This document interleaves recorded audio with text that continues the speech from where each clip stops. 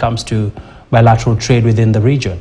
The recent addition of DRC into the East Africa community has been touted as a game changer in terms of boosting trade. Let's look at some quick numbers. Well, Kenya trade exports from DRC in terms of value stands at about 8.16 billion US dollars, and this is in regards to the global number. This makes it the 96th largest exporter in the world. Well, so really, what are some of the key products that come out of DRC? Well, DRC is the home to copper, which accounts for about 48.9% of total exports.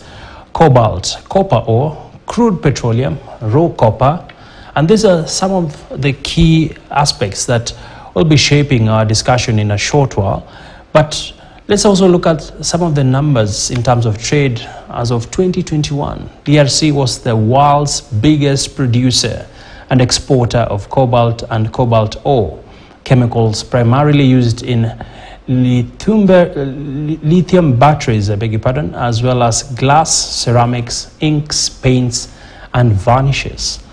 Well, with that in mind, this puts us as a very interesting place. Well, Kenya is the 6th biggest market in Africa, accounting for 0.23% of market share, or 18.4 million. This translates to about 2 billion shillings, what Kenya exports from DRC.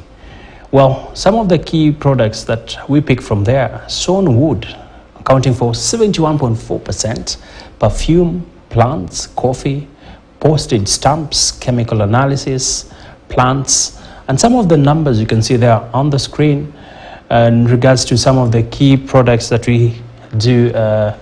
DRC exports, actually, one of the numbers that we did mention there. Well, look at the numbers in regards to some of the sectors that are quite ripe for trade between the two countries. Well, to now help me shape this discussion right now, we have Mr. Anthony Kinzo Kamoli, who is from the ANAPI DRC, who will be helping us just get a better sense of the opportunities as well as where is the direction of trade heading. Many thanks for joining us. Karibu sana. All right. And Bwana Anthony, of course, many Kenyans asking themselves, DRC, majority might not have a clear understanding how big the country is as well as opportunities. Let's begin from there. Of course, you are added to EAC now. You are one of the countries within the community bloc. Yeah. What really does this mean for business and for trade? Thank you, Agina. Thank you for this huge presentation and then the figures you just mentioned for the DRC. I'm Anthony, as you mentioned, I'm the Managing Director of our Investment Promotion Agency. And then to come back to your question, let me give you some figures. 100 million, which is population. 100,000, which is the total potentiality for energy. 80 million arable land, which is for agriculture. So today you can understand that the interest of the DRC in East African community is a huge opportunity for the East African community itself, but also for the DRC, according to the largest market, according to the potentiality we can just have in agriculture. You can see it today. We can just pick from you Kenyan guys, and even for all the people around you, to have your technology, to have the fund for that. And then today, you need to know that in DRC today, it's the very place to be for energy, for mining, for hydrocarbon, for tourism, for antique, I would say technology, information, and even for petroleum, you can understand, and even for health. Yeah. And then we'll have a good meeting from tomorrow, and I will also talk with some investors here who have the need to invest in our country. Interesting. And Kenyan side, there's already a lot of interest in the banking sector. Yes. We've seen a number of banks expressing interest to set up base in DRC. Yeah. Tell us more about the untapped opportunities. Yeah, the banking sector is just showing that today African people need to trust in FDI, intra-African. This is the most statement I have when I just took in charge the investment policy agency. We need to trust in ourselves in Africa. And then the equity, let me talk about that. When they bought the BCDC bank, this is the proof that Africa can work together to have this kind of bank. And then it's the large majority of the bank in our country. And then today it will just help some small enterprise to have some loans to develop their own affairs. And then the equity sector is just showing people that we come to make you to have this money and then to produce in yourself. And then this is also the possibility to show that we can have the flow of investment in our country, which will make the small enterprise to go to have this kind of fund. This is the way I can show it. And then also, this will show that people can go in real estate, coming to have this kind of, let me say that this kind of things they can make together with the bank sector to have the loans to go in real estate in other figures also. All right. And from where you sit, of course, right now there have been a lot of delegations coming in from Kenya and a few other countries. Perhaps talk to us about the small businesses. How is the landscape in terms of them being able to set up? I will say that with African Business Exchange, we have three trips from Kenya to DRC. This shows the appetite you have in our country. The appetite we have also the DRC countries to hear, because we're just working on the things that we need to have also Congolese coming in Kenya. And then the landscape, as you mentioned, today we can show to people and then we can tell to people it's today very easy to have the business in our country. The cost of doing business is very good, and then today we have the one-stop shop, and then today we have also the regulation. We'll show people that you can easy coming, and then we have digitalization. We have also some laws, we give some investment incentive to people. So today for small business, they can come and then have invested in our country. All right. And talk to us about, of course, there's this big forum happening in Kenya starting the 5th of July. And what are some of the key anticipated areas of interest?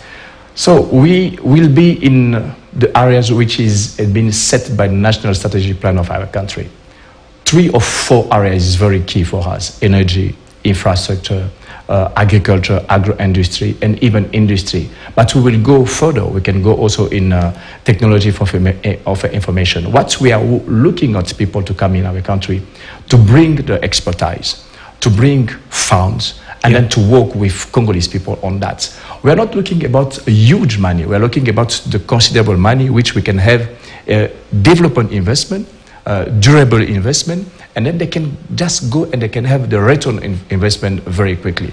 So we will talk about the cost of doing business by tomorrow. I will be there and then answer them to all the questions they need to have, to all the questions they have. Is it possible to have, to create company? Is it possible to have a small labor? Is it possible for them to have some real estate? Is it possible to have, for them to have some land? So this is the answer I will give to them tomorrow. All right. And of course, as this becomes a very interesting place to invest in, there is of course the challenge of affordability of electricity, and this touches on the cost of doing business there.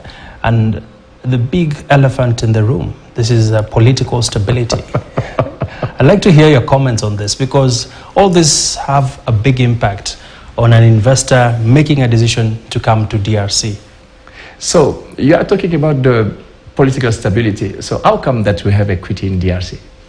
Let me ask you this question. How come do you have equity? How come do you have another Kenyan company banking is just showing to be established in DRC? So this position need to be seen in 2 or 3 and 5 ways. And I will just ensure people that today DRC is keen to receive people. We have our president which is very, very totally keen to show to people, investors, foreign investors, even local investors, that it's the place to have the to have business. And then we are working on that.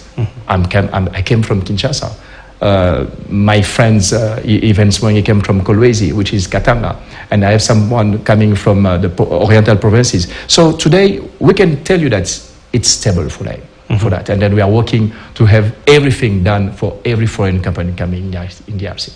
I follow up the same question because the constant threat that, of course, we do know that EAC heads of state met in Nairobi and they dispatched a joint force that will be tasked with stabilizing security within the area. It would be unfair for us not to give this question the due attention it deserves, because it places a lot of strategic interest in regards to stability. So I'd like you to shoot straight and tell me, what is the current state? Today, in DRC today, I can tell you it's the quiet place to have this business. And then at a high level, this issue has been set, has been taken charge. And then I can also assure you that, do you know that we have Serena Hotel in Goma? And Serena Hotel have tourism. And then most of people think that at the east there is some insecurity. But we have tourism going there. So I will tell you that it's taking charge by huge at high level. All right. And looking at the next few days that the conference will be going on, over and above the areas you've touched on, infrastructure, energy, there's also the big question around how do DRC also address the issue of common currency, because for people to trade, they need to be able to transact. And of course, being a French-speaking nation, I'd like to hear your quick closing remarks on this. This is a very good question, actually. And then, when we go to an economic region, economic cooperation, we start by the first phase. And then the first phase is to have the DRC into the East African community.